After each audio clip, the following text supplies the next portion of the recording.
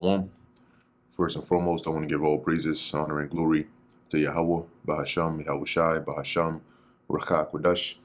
Double honors to the elders and the apostles of Great Millstone, and peace and blessings to the elect. And this is just going to be, a quick update.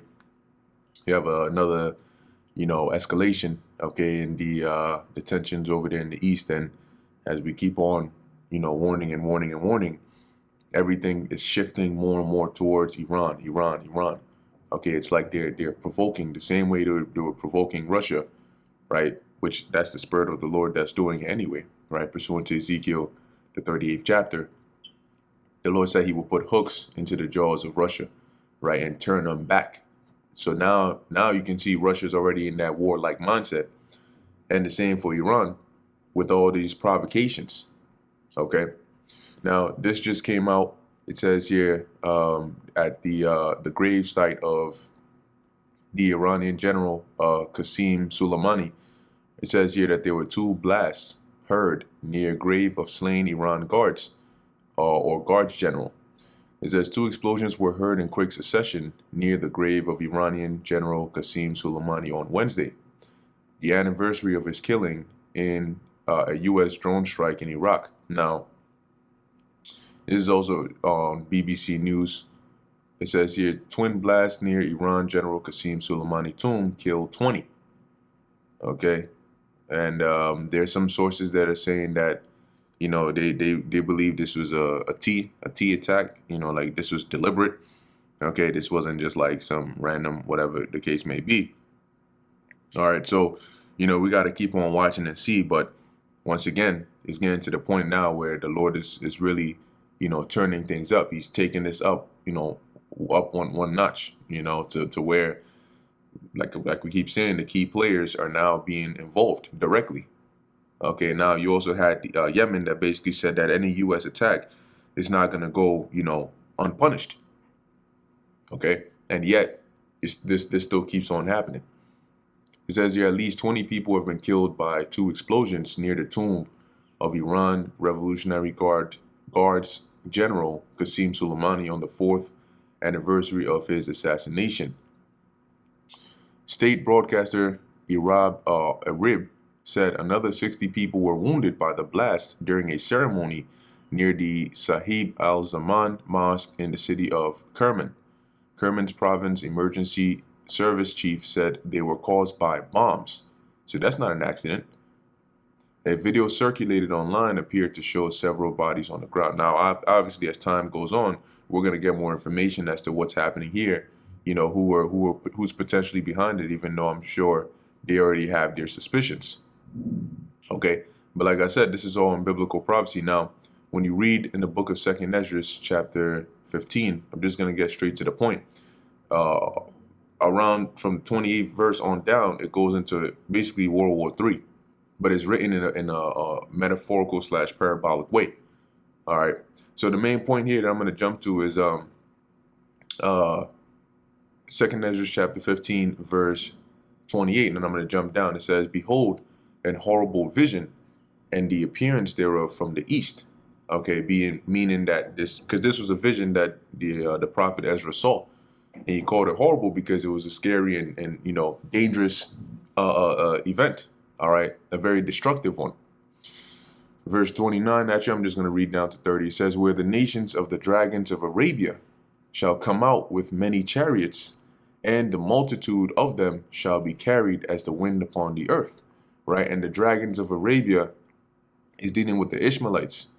Okay, now interestingly enough, you also have, because it says nations, so it's going to be plural. You also have Yemen. Okay, if you look at where Yemen is at, see Yemen map. Yemen is on the bottom of Saudi Arabia. Okay, I'm trying to see if I can get a. Here we go.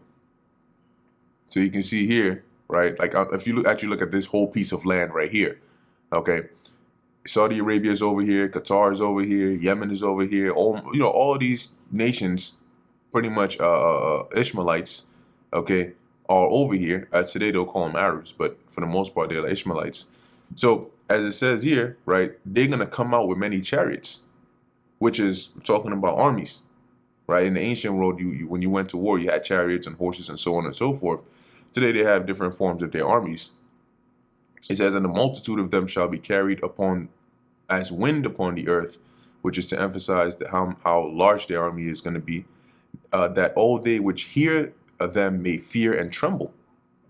Also, so in addition, right, the Carmanians, raging in wrath, shall go forth as the wild boars of the wood. Now, the Carmanians are talking about the Iranians. The Carmanians go back to the Iranians. You can look that up. Okay, so the Carmanians, and as it says, here's a key part: raging in wrath.